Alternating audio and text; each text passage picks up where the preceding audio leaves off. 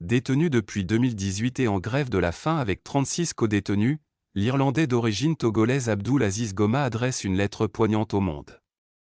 Il y dénonce un procès sans preuve, la mort d'un compagnon de détention, le refus du Togo d'appliquer les décisions régionales et onusiennes, et appelle à des sanctions individuelles contre les responsables présumés des abus qu'il décrit comme systémiques. Lettre ouverte au monde depuis ma cellule à Lomé, le mur où l'impunité doit se briser. Défenseur des droits humains, citoyen de la République d'Irlande détenu au Togo depuis le 21 décembre 2018, jugé collectivement le 3 février 2025 sans preuve matérielle, malgré l'absence d'indices vérifiables et le rejet systématique par l'État togolais des décisions suprarégionales contraignantes et des avis onusiens condamnant ma détention arbitraire, en grève de la faim depuis le 8 novembre 2025, avec 36 autres détenus politiques, et marqué par la mort de mon co-détenu Karou Wawim survenu le 7 février 2025 à la suite de tortures et du refus de soins, je m'adresse au monde pour exiger que l'impunité d'État cesse d'être une abstraction et devienne enfin un coup personnel, ciblé sur les individus responsables,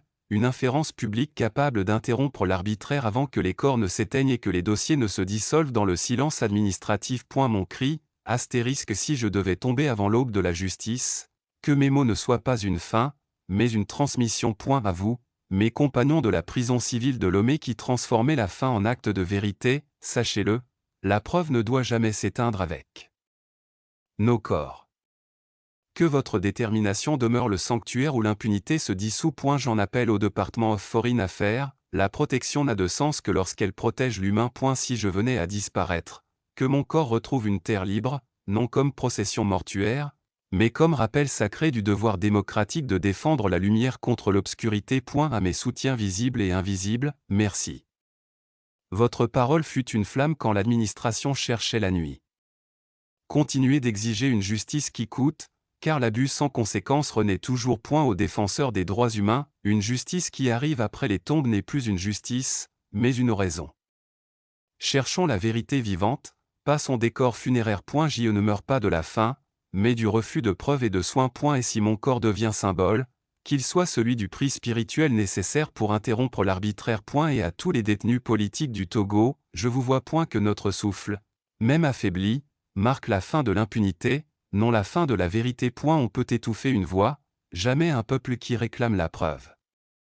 Je vous écris depuis Lomé, depuis l'intérieur même d'un État devenu maître de l'audience sans preuve, gardien d'un système où l'on torture pour écrire, accuse pour condamner, et récuse les décisions rendues au-dessus de lui sans jamais payer le prix individuel de ses récusations. Je vous écris parce que mon dossier a circulé plus lentement que l'incrimination narrative, mais ma voix refuse d'attendre plus longtemps que mon corps ne le pourra. Le 21 décembre 2018, j'ai été arrêté. Arrêté sans mandat indépendant. Arrêté en groupe, avec d'autres défenseurs. Arrêté parce que défendre les droits humains ici, c'est défier ceux qui les violentent. Lors de cette arrestation collective par la gendarmerie nationale togolaise, mes co-détenus et moi avions subi des sévices physiques et psychologiques, positions de stress forcé, menaces, humiliations, violence visant à extorquer non un indice, mais un récit. Un récit obtenu sous la torture n'est pas une preuve. Ce n'est qu'un substitut d'instruction.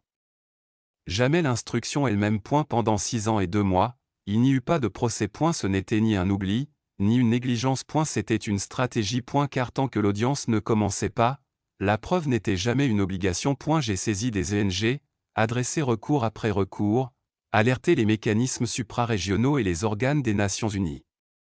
Mes lettres ont peut-être été lues, jamais instruites. Elles ont été consignées dans un registre, mais jamais dans une procédure probatoire. À Togo, un recours peut être lu. Une preuve doit être instruite par un juge. Mais l'État n'a jamais requis que le juge instruise l'indice. Il a requis que le juge enregistre les charges. Le 3 février 2025, j'ai comparu. Comparu avec 12 autres détenus politiques, dans la même enceinte, la prison civile de Lomé. 2 axes étaient unis, nos douleurs de détention prolongées, nos arguments de défense. Un axe manquait, les preuves. Les accusations étaient multiples, complot contre la sûreté intérieure, destruction de biens publics, association de malfaiteurs, trouble à l'ordre public, atteinte à la sécurité nationale, charges lourdes, dossier léger. Aucune enquête indépendante. Aucune expertise médico-légale impartiale. Aucune preuve matérielle, vidéo, audio, téléforensique, ou interception authentifiée contradictoirement. Pourtant, j'ai été condamné. 10.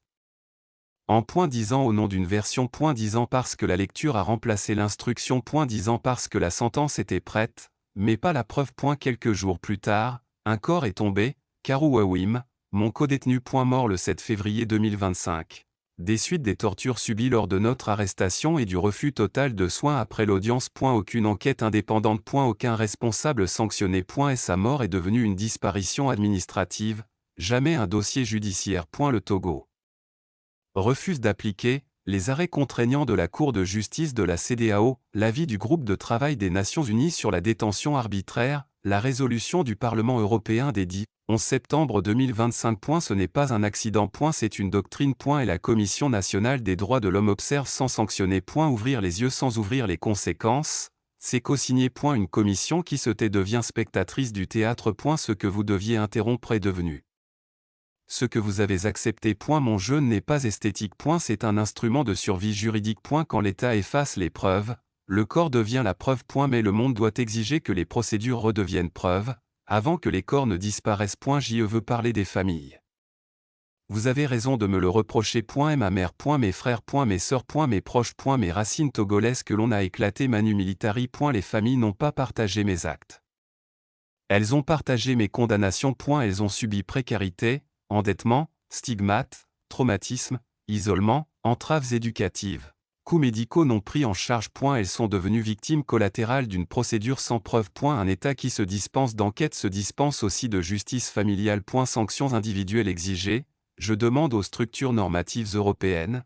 Interdiction totale de voyage dans tout l'espace Schengen pour tous aux responsables togolais ayant ordonné ou permis la torture et la récusation des décisions régionales ou onusiennes, gel ciblé des avoirs, comptes, actifs et privilèges financiers en Europe, refus d'accès à tout visa Schengen, interdiction de participation à tout forum ou commission européenne liée au développement. Ces sanctions doivent être précoces, avant la mort des dossiers. Le coût doit être personnel, comme les privilèges. Mon corps comme dernière alarme depuis le 8 novembre 2025. Je suis en grève de la faim. 36. Autre co-détenu jeune avec MOI. Je ne jeûne pas pour mourir. Mais je suis prêt à mourir si c'est le prix pour que la preuve survive au récit, et que les carrières des responsables ne survivent plus à la récusation. Et si je tombe, rapatriez mon corps en terre libre. Ne laissez pas l'administration togolaise écrire une version où ma mort deviendrait chiffre sanitaire, plutôt que dossier politico-judiciaire fondé sur les abus causaux médicaux. Let no institution forget that a defend DS body did carry the price. But let no institution allow the price to be paid by defenders when no investigation is required from the state. Mes 3 demandes au monde. 1. Instruisez la preuve au dossier. 2. Sanctionnez les carrières individuelles des responsables. 3. Ouvrez un retrial ou libérez. Mais ne scellez jamais un dossier par la disparition d'un corps. Je refuse la tombe administrative. Je demande un coup judiciaire attaché aux individus qui ont donné les ordres. Je vous écris parce que mes juges n'ont jamais requis mes preuves. Parce que ma famille n'a jamais requis l'oubli. Parce que les mécanismes suprarégionaux n'ont pas été créés pour annoter des chiffres, mais pour sanctionner des individus. Je signe pour que mes mots survivent dans le dossier. Pour que les sanctions atteignent les responsables. Pour que le mur devienne enfin celui où l'impunité se brise. Abdoul Aziz Goma.